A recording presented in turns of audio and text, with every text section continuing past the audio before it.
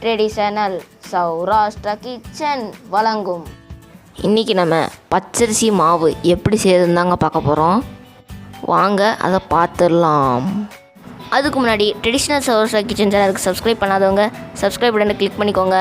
அப்புறமா அதுக்கு பக்கத்தில் இருக்கிற பெல் நோட்டிஃபிகேஷன் ஐக்கானை கிளிக் பண்ணிக்கோங்க. அதில் ஆல்ன்ற ஆப்ஷனை கிளிக் பண்ணிட்டீங்கன்னா எங்களுடைய டெய்லி வீடியோஸ் உங்கள் நோட்டிஃபிகேஷனில் வந்து சேரும். வாங்க இப்போ நம்ம வீடியோக்குள்ளே போகலாம். பாருங்கள் ஃப்ரெண்ட்ஸ், இப்போ நம்ம பச்சரிசி 2 கிலோ எடுத்துருக்கோம். இதை நம்ம ஒரு 2 தண்ணி கழுவிட்டு அப்புறமா ஒரு 2 மணி நேரம் நல்லா இதை தண்ணி ஊற்றி ஊற வச்சுக்க போகிறோம். நல்லா ஒரு 2 மணி நேரம் ஊறின அப்புறம் ஒரு 2 தண்ணி கழுவிட்டு அப்புறமா இந்த அரிசியை இந்த மாதிரி ஒரு ஓட்டத்தட்டில் நம்ம நல்லா ஸ்ட்ரெயின் பண்ணி எடுத்துக்கலாம். நம்ம வீட்டிலே காய வைக்க போகிறோன்னா இந்த மாதிரி ஒரு வேஷ்டி இல்லைன்னா ஒரு காட்டன் துணியில் நல்லா அந்த மாதிரி அரிசியை பரப்பி விட்டுட்டு நல்லா காய வச்சுக்க போகிறோம்.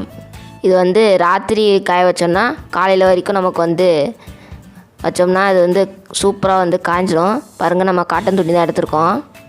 நம்ம மொட்டை மாடியில் காய வைக்க போகிறோன்னா இதை ஒரு தட்டை நல்லா பெருசு தட்டில் பரப்பி வச்சு இதை நம்ம ஒரு நாள் ஃபுல்லாக இதை காய வச்சோம்னா சூப்பராக காய்ஞ்சிரும். இது நம்ம நல்லா காஞ்ச உடனே காட்டுறோம். பாருங்கள் ஃப்ரெண்ட்ஸ், நல்லா சூப்பராக காஞ்சிருச்சு. இதை நம்ம இப்போது மிஷினில் கொடுத்து ஒரு ஃபைன் பவுடராக அரைச்சி எடுத்துக்க போகிறோம். அவ்வளோதான் ஃப்ரெண்ட்ஸ், மாவு ரெடி. இப்போ நம்ம இதை ஒரு கடாயில் லேசாக சூடு பண்ணி எடுத்துக்கலாம். சூடு பண்ணி எடுத்தோன்னா நமக்கு நிறைய நாளைக்கு கெடாமல் இருக்கும். நாம் இதை கொஞ்சம் கொஞ்சமாக சூடு பண்ணி எடுத்துக்க போகிறோம்.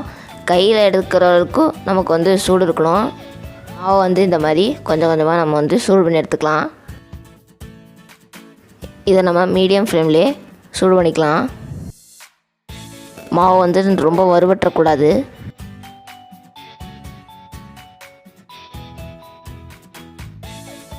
நல்லா இந்த மாதிரி வறுவட்டோடனே நம்ம என்ன செய்ய போகிறோன்னா இதை தட்டில் இந்த மாதிரி எல்லாத்தையும் நம்மள பரப்பி வச்சுக்க போகிறோம். இதே மாதிரி நம்ம எல்லாத்தையும் சூடு பண்ணி எடுத்துக்கலாம்.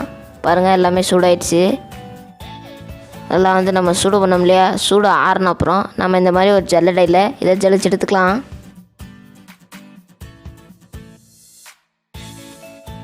பாருங்கள் ஃப்ரெண்ட்ஸ், எவ்வளோ டஸ்ட் வந்துருக்குது. நம்ம எல்லாத்தையும் ஜலிச்சு எடுத்துட்டோம். பாருங்கள் ஃப்ரெண்ட்ஸ், எல்லாமே அந்த மாவு நல்லா வெள்ளை கலரில் சூப்பராக ஃபைனாக வந்துடுச்சு. இப்போ நம்ம இதை ஸ்டோர் பண்ணுற விதத்தை காட்டுறோம். ஒரு பாத்திரத்தில் நம்ம சிறிதளவு மாவு வச்சுட்டு அப்புறமா அது மேலே சிறிதளவு உப்பு போட்டுட்டு அப்புறமா மிச்சம் மாவு எல்லாத்தையும் போட்டு நல்லா கலந்து வச்சுக்கலாம். நம்ம உப்பு போட்டோம்னா மாவு கெடாது. அப்புறமா நம்ம இதை லேசாக வறுக்கிறோம். அதனால் இது ஒரு 6 மாதம் வரைக்கும் நல்லா கெடாமல் சூப்பராக இருக்கும். இந்த அரிசி மாவு முறுக்கு, இடியாப்பம், கொலக்கட்டை, புட்டு, அப்புறமா ஏதாவது போண்டா செய்யும்போது நம்ம அரிசி மாவு போட்டோன்னா நல்லா மொறுன்னு சூப்பராக வரும். ஷார்ட்டாக சொல்லணும்னா இது ஒரு மல்டி பர்பஸ் மாவுங்க. நீங்கள் நிறைய டிஷ்ஷு செய்கிறதுக்கு இதை பயன்படுத்தலாம். நாம் சில டிஷ்ஷுகள் செஞ்சுருக்கோம். அதோடய லிங்க்கு கீழே டிஸ்கிரிப்ஷனில் கொடுக்குறோம். அந்த டிஷ்ஷஸை நீங்கள் செய்து சாப்பிட்டு கொள்ளுங்கள். விதவிதமாக சாப்பிடுங்க, ஆரோக்கியமாக இருங்க. அவ்வளோதான் ஃப்ரெண்ட்ஸ், தேங்க்ஸ் ஃபார் வாட்சிங். இந்த வீடியோ உங்களுக்கு பிடிச்சிருந்துச்சுன்னா லைக் பண்ணுங்கள். உங்கள் ஃப்ரெண்ட்ஸ் ரிலேட்டிவ்ஸோட இந்த வீடியோவை ஷேர் பண்ணுங்கள். உங்கள் சஜஷன்ஸை மறக்காமல் கமெண்ட் செக்ஷனில் சொல்லுங்கள். வயிற்றில் பசி, நாவில் ருசி. மீண்டும் அடுத்த வீடியோவில் சந்திப்போம்.